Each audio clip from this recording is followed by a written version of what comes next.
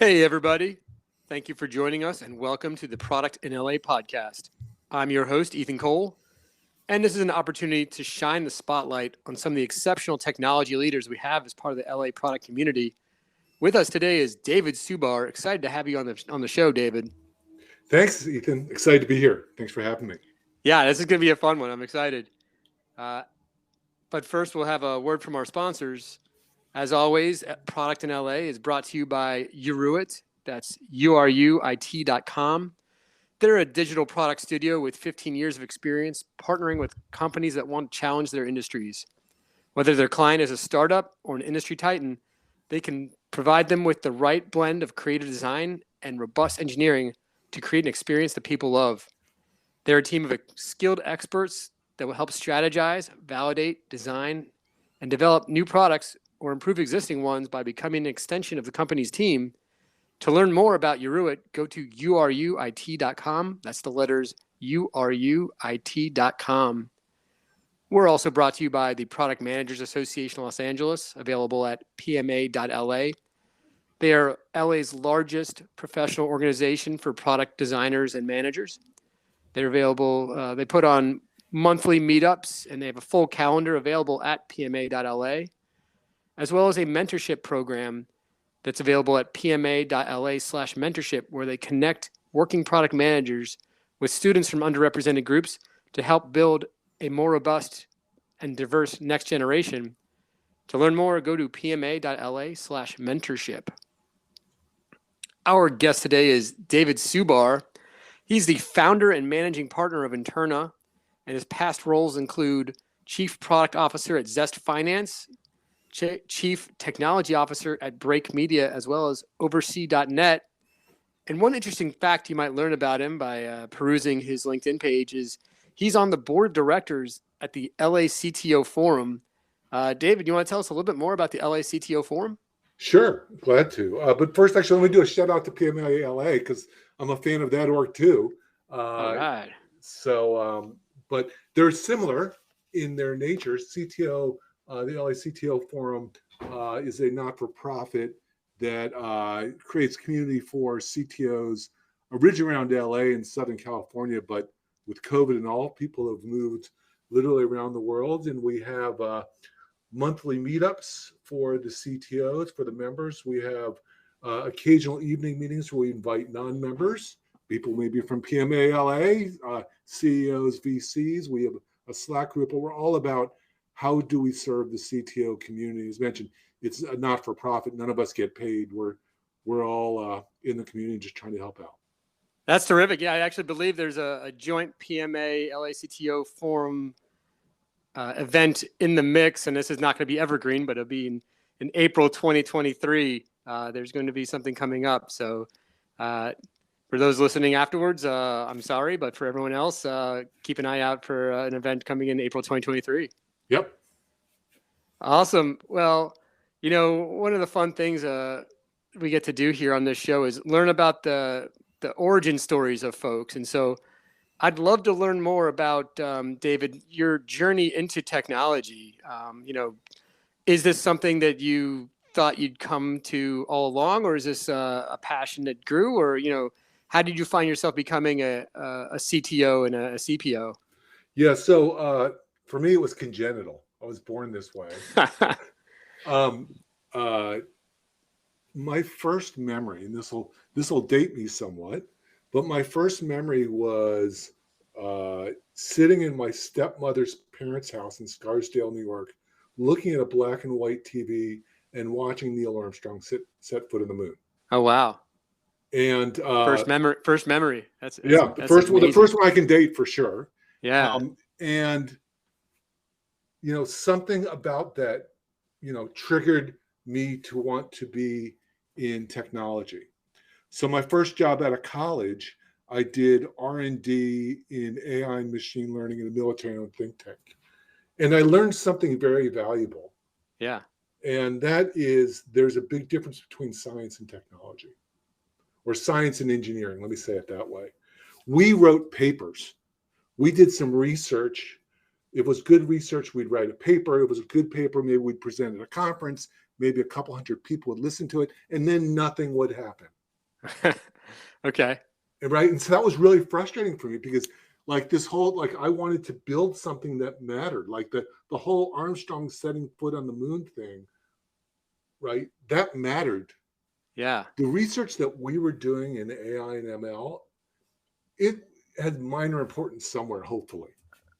And so from the transition point there was I wanted to build products.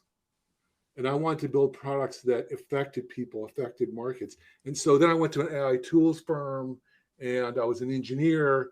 Then I was a manager and a director. And then I was CTO. And I thought, like, this is great. Like, I direct the team that building products, but that wasn't quite there.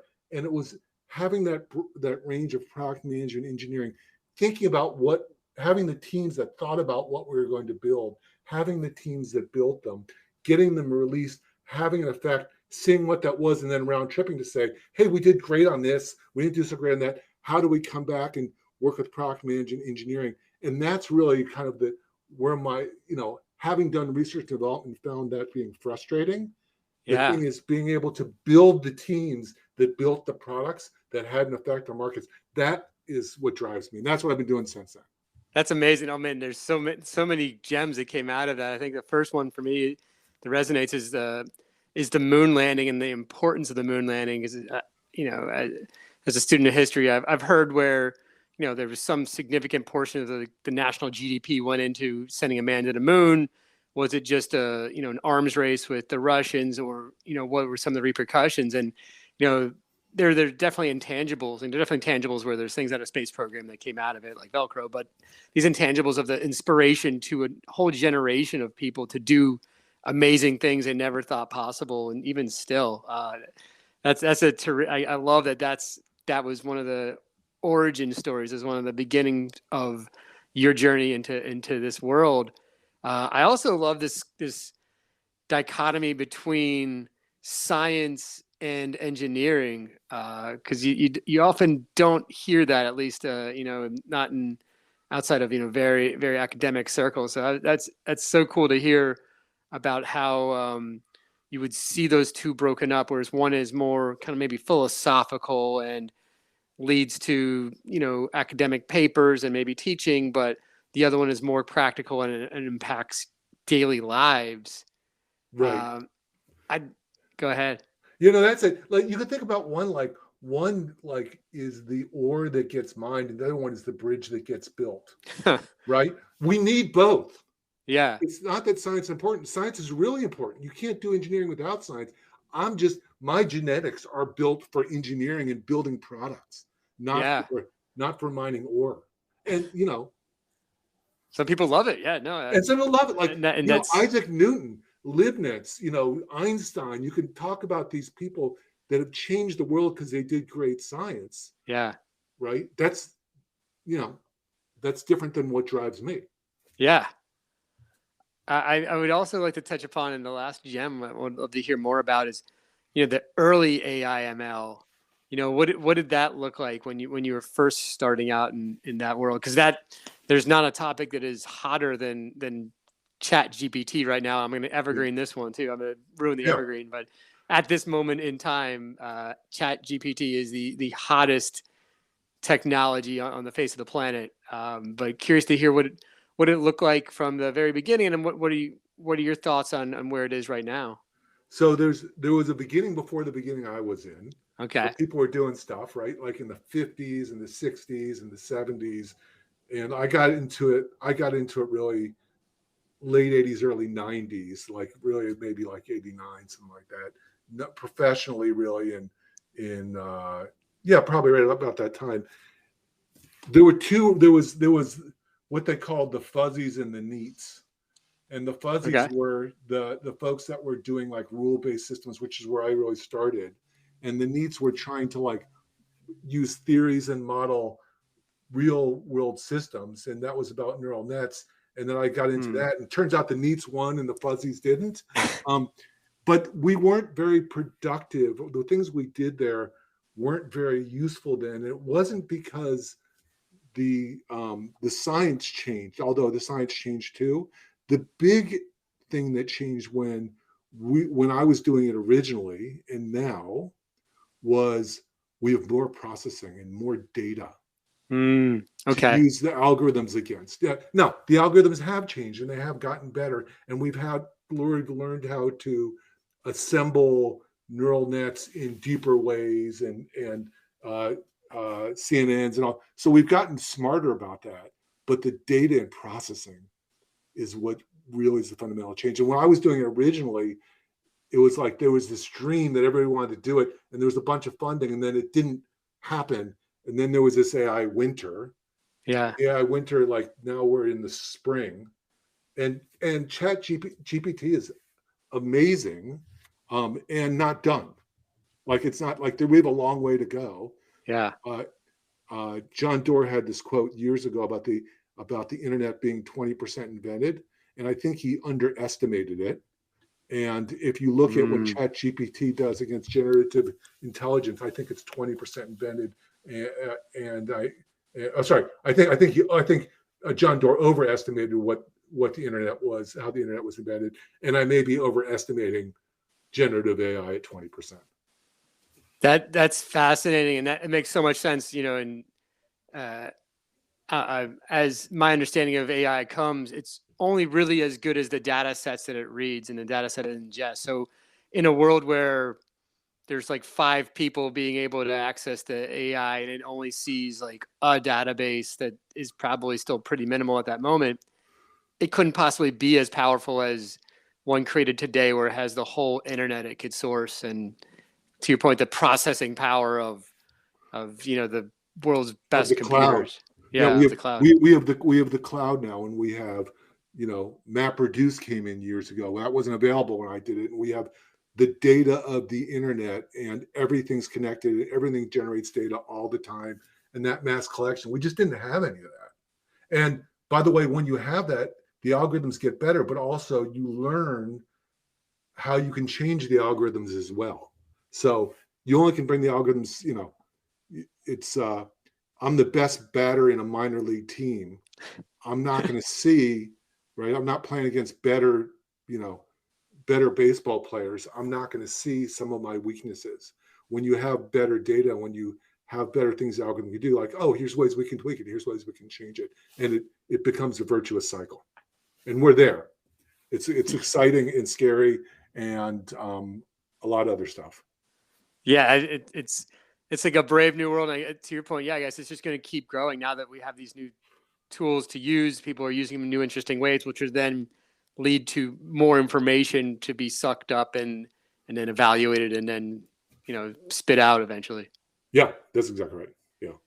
It's this actually dovetails nicely with the next line of questioning, which is like, how has your role changed and how has technology kind of in your life changed since you started? When we're talking about the very beginning, you were doing some research on ML AI, we couldn't have imagined where the world would actually have landed, that it is something that, you know, your mother could actually go in and start using AI. It Mhm. used to be a very deeply technical thing. So, how has technology really changed in the way that you're interacting with it from when you first started to today?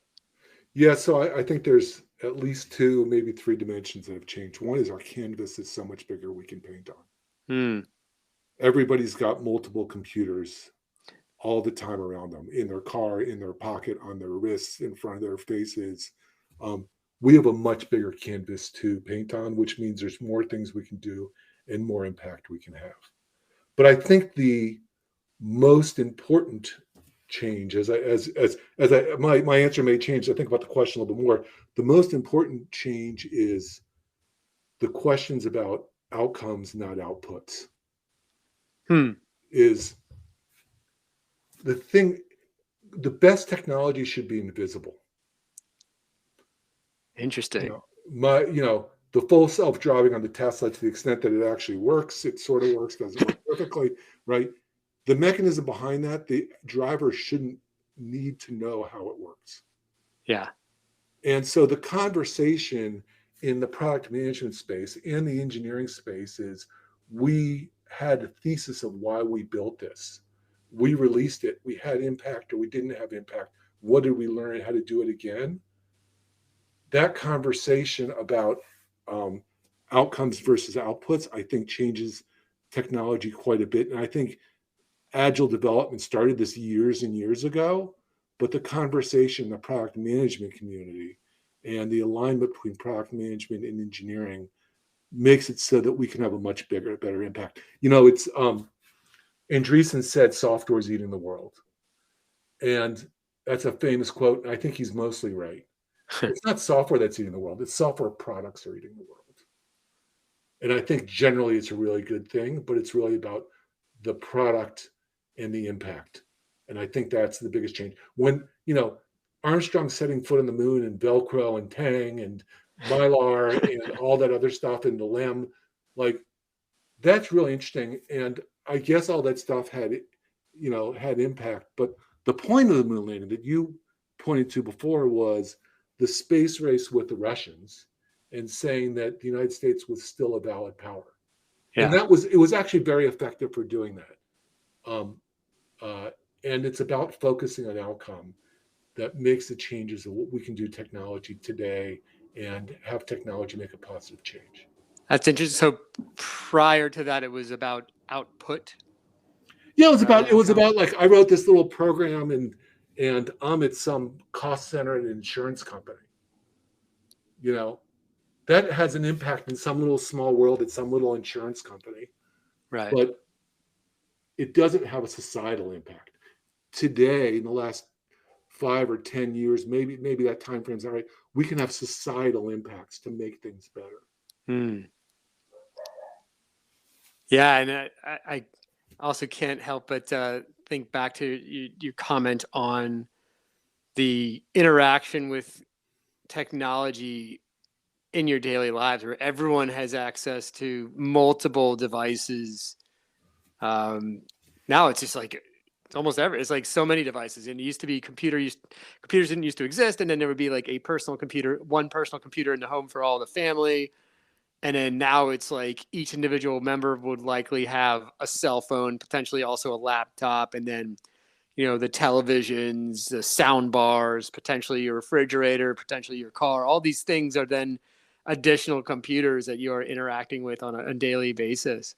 Right. But Uh, they need to be transparent to the user, right? A good computer, a good piece of technology is one that you don't have to learn its language, hmm, that it comes to you, that the interface of it is natural and organic to what you do. There's a history of computer languages where they got more and more powerful. First of all, it was people flipping, switches, and it was ones and zeros, and then it was yeah, punch cards that were a little more powerful, and then it was Fortran and C, and I'm going to get some of this history wrong, but these languages became more and more powerful, so they became easier to use, and you had to know less and less about the inner workings of the computer. hmm, The ultimate programming language is the user interface, and a user interface tailored for what you do. Maybe the best user interface in the world is the steering wheel of a car.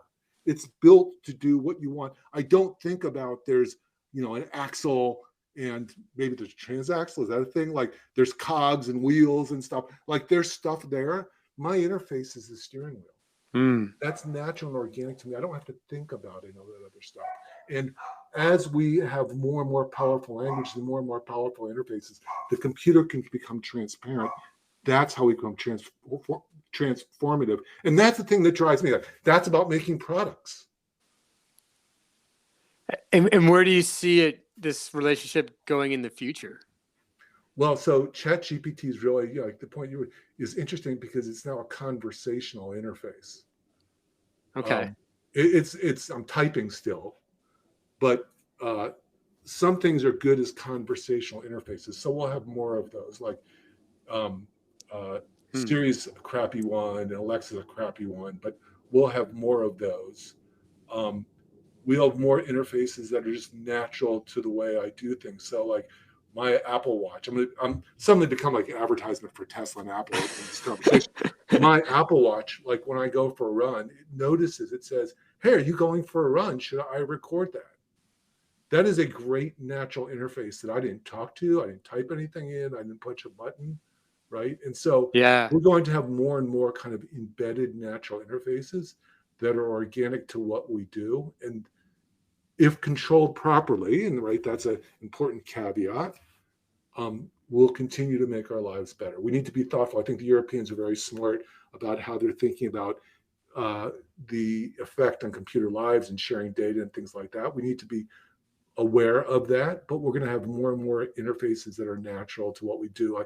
You can think of if for diabetics, right, there's embedded devices that automatically sense their insulin and give them insulin dosages without having to prick your finger and take blood and that kind of thing, right? That is a Yeah. natural interface that's organic to what we do. We're just going to have more, and then they're going to diversify, right? And they're going to diversify for what we do, and that's all about product management. That's all about UX design. That's all about great engineering. That's amazing. I'm just kind of like putting this all together. Yeah. When the current state we're in, we're interacting with some program, call it maybe there's an app or some other thing, or, computer keyboard, and we're working on their desktop. But there's a potential for a world where you're just going about your life, and the technology kind of like almost like a streamline, like those wind tunnels you see on TV for car commercials. It just comes around your body and just helps you perform the things you're trying to perform without you actually having to go and interact with a device in order to accomplish the feat you're trying to do. It just kind of works its way around you. Right. Think about an elevator. This is a really kind of mundane example. Back in the day, there was an elevator operator. You get an elevator. An elevator was a complicated thing to operate, I suppose. And you'd say to the elevator operator, it was almost always a guy, and you'd say, "I want to go to the third floor," right? And so they put they put a human to solve a UX problem. Yep. Right. And then there were buttons. Right. And now there are elevators where you swipe your badge and it knows where you're going to go. And at some point, maybe you don't have to do that as well. But I mean, that's kind of a mundane example. Yeah. But that is a UX problem that was solved. Now, there's a societal problem too, which is what happened to the elevator operator? Right. The thesis is, it has to be, that we're generating new kinds of wealth by building new kinds of technology. And the elevator operator has an opportunity for jobs that are better paying and more interesting for that person. And so society expands by this technology and doesn't collapse. And that's the thesis that has to be true. It's the up-leveling of skills to do something that requires less manual labor and a higher pay. So the incentives are there to do it. Yeah. And arguably, if you look at the general wealth of the United States, that it has, I'm guessing elevators operators stopped in the 60s. I don't know exactly. Yeah. But the average income in the United States has certainly increased. And hopefully the spread of income to the bottom ranks has also increased. I don't have the stats. I believe that to be true, but I don't have the stats. Yeah, anecdotally, I feel like that does make sense. Yeah. Probably none of this is what you expected us to talk about. No, that's I hope it's helpful. No, that's part of the fun of it. It's a good conversation about technology and the state of the world and where we're headed with it. So it's why we're here, man. Yeah. But coming to our final question, we can bring it back to ground it in LA. I love to ask this question of folks. We're product in LA. We're based in Los Angeles. So what is the most LA thing that's happened to you? This could be tech related or it doesn't have to be, but what's the most LA thing, David? Most LA thing, going to a father's group at one of my kids' schools. Okay. And it's at someone's house before school kicks off one year. And he's got one room where there's the pizza, and then outside everyone's hanging out outside everyone's hanging out and talking. So I go to get pizza, and I look next to me. I look at the guy next to me. I look up, and the guy says, "Hi, I'm Conan." And it's Conan O'Brien. And I'm like, I know, dude, you're 6'4", you got red hair, you're like Conan O'Brien. I was like, he said, "Hi, I'm Conan." I'm like, yeah, I know. That's amazing. Yeah, he's not one of those celebrities. There's some celebrities is it that person? Is it not? He's a goofy looking 6'4" guy. So he's probably hard to miss. That's amazing. He was very hard to miss. Super nice guy. Never talked to him again. I mean, I saw him at the school other times, but I was just like, oh yeah, having pizza with Conan O'Brien because that's the way I roll, I guess. I love that about LA. I actually have a buddy whose kid is in youth soccer, and he's complaining because like Nomar Garcia Parra and Mia Hamm's kid is in the same, not in the same league, not in the same team. So like Yeah. you're going up against like Nomar and Mia's kid. Like Yeah. my kid isn't stand a chance. So Yeah. I love Yeah. that. I love that about this town. Yeah. Well, thank you Can I so do much. can I do two Go minutes? ahead. Can I do 2 minutes on what I do besides the CTO forum? Yeah, Because absolutely. this is wrapped up to what we're talking. Is what I do is I spend time with companies, think about product management engineering and how to make them more effective. So are your product managers aligned to your users? Do they understand what your users want? Do your engineers understand what they want? Are their methodologies good for producing? Can they produce small things quickly, get feedback from the market, do it again? That's what we do at Interna. Yeah. And we'll evaluate teams, we coach, we do interim CTO and chief product officer. But like the stuff that I just talked about, I've organized, frankly, like my whole life around that, Yeah. professionally and the drivers, except for my wife who runs a bakery, so it doesn't. But yeah, no, it's a thing that comes naturally to you, David, and it comes through in the conversation. And yeah, if you're in search of I know you do some fractional CTO work, some fractional CPO work, and working a company that's looking to benefit on their product side or engineering side, uh, David Subar and Interna is something to take a look at. And I'm glad someone just wants to get a call and just talk for an hour and get some talk. Like, just call me up. Like, it's no big deal. It's fine. That's great. And an excellent way to wrap up. The guest today is David Subar, and Interna is the company he works. He's the managing director and co-founder of. I'd like to thank our sponsors. That's the Product Managers Association Los Angeles, PMA.LA, and Uruit, URUIT.com. And I'd like to thank you all for joining us for another episode of Product in LA. And we'll see you next time on Product in LA.